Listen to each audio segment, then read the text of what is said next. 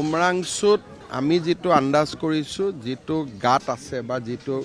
whole দি mining কৰা হৈছে তাৰ লগত ক'ৰবাত নহয় ক'ৰবাত কপিলী নদীটোৰ সংযোজিত হৈ আছে তাকে মানে কপিলী নদীটো তলত এনেকুৱা লাগে যেন সংযোজিত হৈ আছে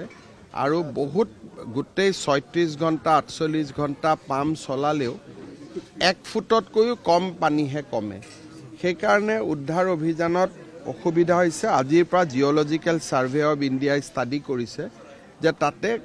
যে মানুহে যেনেকৈ কয় যে কপিলীৰ সোঁত এটা ইফালেদি বৈ গৈছে সঁচা মিছা কোনেও ক'ব নোৱাৰে এতিয়া জিঅ'লজিকেল ছাৰ্ভে অফ ইণ্ডিয়াই এটা আমাক কমেণ্ট দিব